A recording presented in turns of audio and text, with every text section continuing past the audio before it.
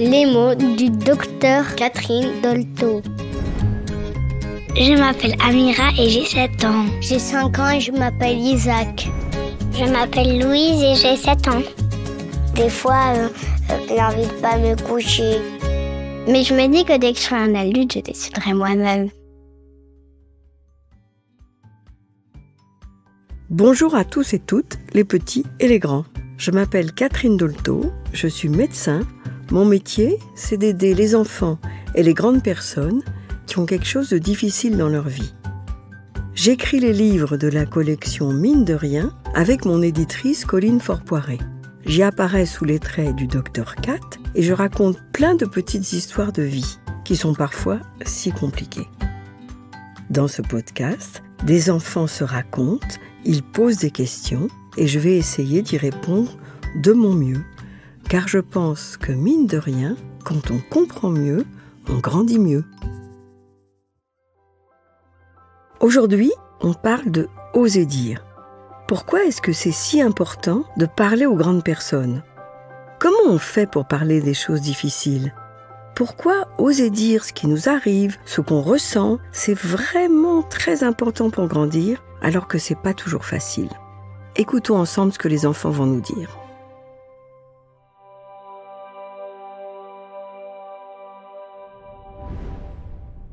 Je m'appelle Mathieu, j'ai 9 ans. Moi, on m'harcèle en ce moment. Et ben, j'ai pas envie de dire ça à mes parents parce que j'ai peur qu'ils vont, si je dis ça à mes parents, les harceleurs, ils vont m'harceler encore plus. Alors c'est important ce que Mathieu nous dit là parce que c'est ce qui s'appelle un cercle vicieux.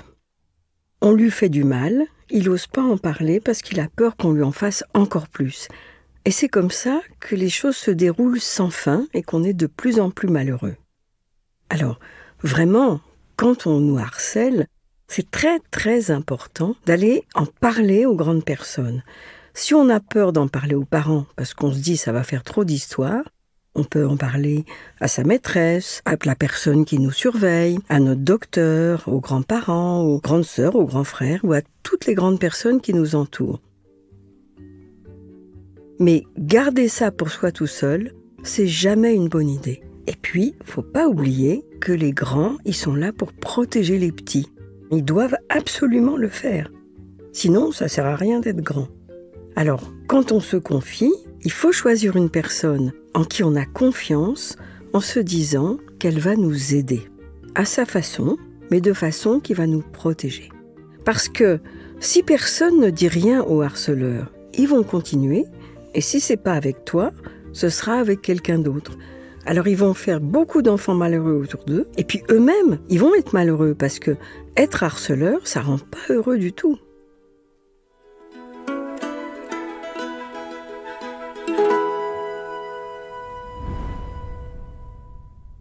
Je m'appelle Kaba et j'ai 9 ans. En fait, quand je suis énervée, j'ai pas envie de le dire parce que y a une personne qui me fait pitié. Du coup, j'ai pas envie de dire parce que j'ai pas envie qu'elle soit punie. C'est très intéressant ce que nous raconte Kaba parce que ça montre une grande maturité chez lui. Ça veut dire qu'il a compris que les gens qui nous énervent ou qui nous font du mal le font pas toujours exprès. Et même s'ils le font exprès, ils le font souvent parce qu'ils n'arrivent pas à s'empêcher. Quand on n'arrive pas à s'empêcher d'être méchant, ou de faire des choses méchantes, parce que souvent, les gens très gentils font des choses méchantes, eh ben ça veut dire qu'on n'est pas très bien dans sa peau. Parce que dans le fond, quand tout va bien, qu'on est heureux, on n'a pas souvent envie d'embêter les autres. C'est très généreux et très mûr de sa part de se dire « je vais pas faire gronder l'autre ». Et en même temps, c'est difficile de lui dire « tu as raison de rien dire, on va rester comme ça ». Peut-être qu'il faut qu'il aille parler à cette personne-là et qu'il lui dise « mais dans le fond, qu'est-ce qui fait que tu éprouves le besoin de m'énerver ou de faire des choses pas gentilles ? Qu'est-ce qui va pas chez toi ? » Peut-être que ça l'aiderait et qu'il s'apercevrait que tout ça, c'est parce qu'en fait, cette personne s'intéresse beaucoup à lui et même peut-être que ça pourrait devenir un ou une amie.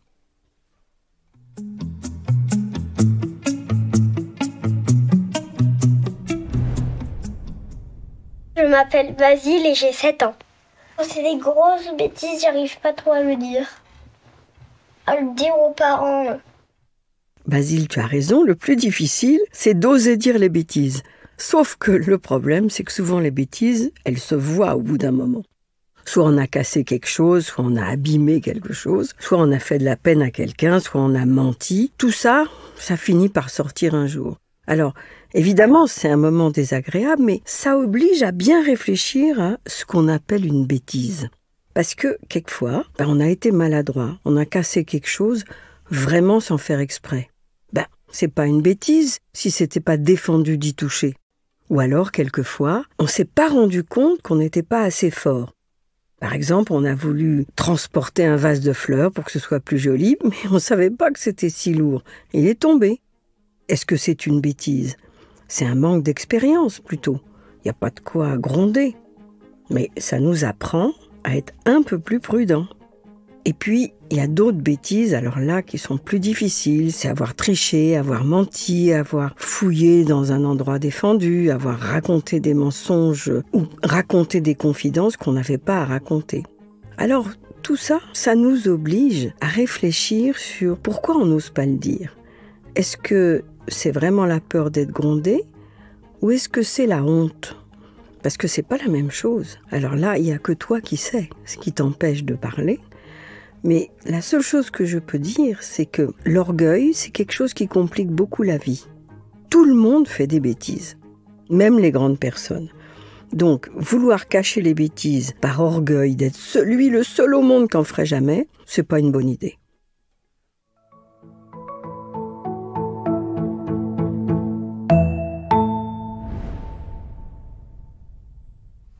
Bonjour, je m'appelle Isée, j'ai 8 ans.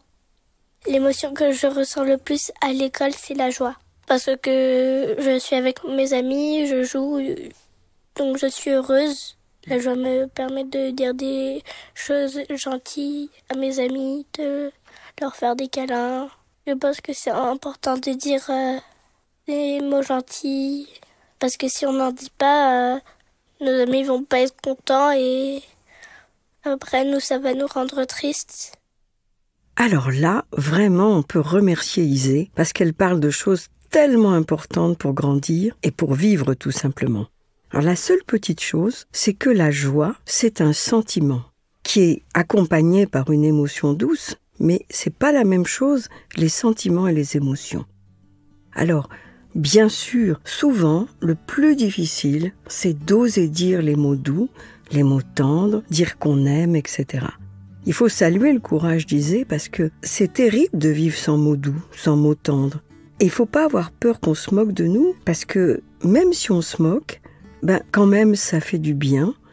Et c'est ça qui donne le plaisir et le courage de vivre. Le fait de sentir qu'on est aimé et qu'en aimant les autres et en leur disant, on est accepté. Un grand merci à Mathieu, Isée, Basile et Kaba d'avoir partagé avec nous leurs émotions et leurs sentiments. Mine de rien, quand on comprend mieux, on grandit mieux. Pour aller plus loin, rendez-vous en librairie pour découvrir les livres de la collection Mine de rien. Ils sont publiés aux éditions Gallimard Jeunesse Giboulet et il y a plus de 90 titres disponibles.